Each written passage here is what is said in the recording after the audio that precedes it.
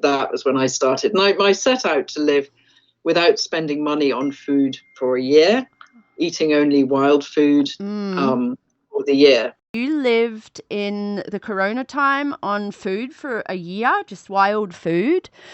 And this sparked an incredible journey for you, involved like a fascinating research project. Did you start that during the Wild Biome project, where you started testing your biome? Because you were testing it once a month, is that right? Where you were sending away samples to see if it was changing while you were eating the wild food?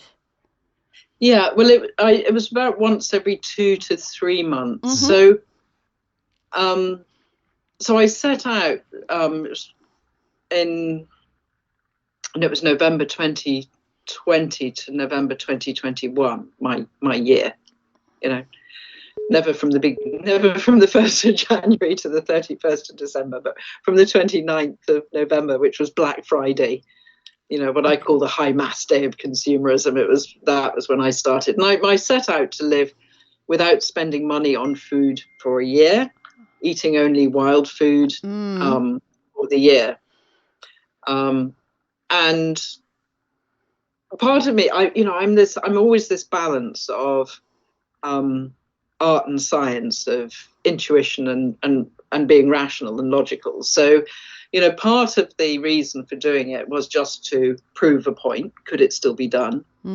Part of it was political. But, the scientific side of me said, well, let's measure this, So I didn't have the money, because these gut tests are very expensive, to do it every single month. But I thought what I'll do is I'll do a test when each significant food cycle changes. So I did one before I started. And in total, I did 6 over the course of the year. And that was really interesting.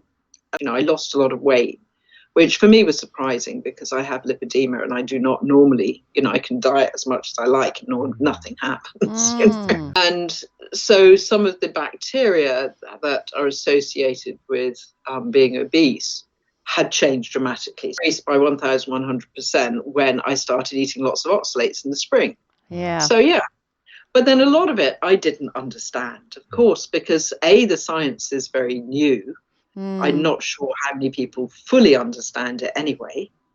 And B, that's not my area of expertise. Yeah. So I went out looking for scientific opinion.